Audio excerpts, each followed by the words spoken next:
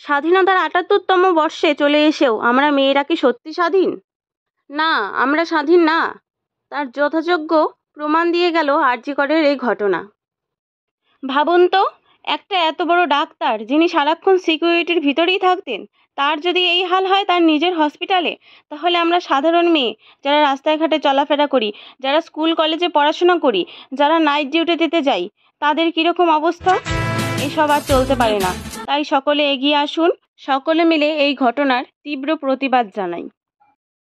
আপনারা ভিডিওটি দেখছেন গতকাল আমাদের কোচবিহার ২ নং ব্লকের পুনরিবাড়ি এলাকার ভিডিও দেখছেন।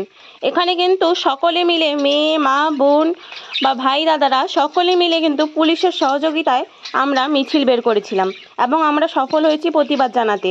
আরও এরকম বেরোবে, আপনারা সকলেই মিছিলে নেমে আসুন এবং প্রতিবাদে আমাদের সাথে সামিল হন। সকলে হয়তো ভুলে গেছে মা দুর্গার কিন্তু ৯টা হাতেই অস্ত্র থাকে, বাকি একটা হাতে থাকে ফুল। তো তোমরা যদি মেয়েদেরকে দুর্বল মনে করো, সেটাও কিন্তু তোমাদের ভুল। সকলেই তাই মা দুর্গার আসল রূপ দেখিয়ে দোষীদের চিহ্নিত করো আর তাদের উচিত শাস্তি দাও। যতক্ষণ পর্যন্ত শাস্তি না পাওয়া হচ্ছে আমরা থামছি না।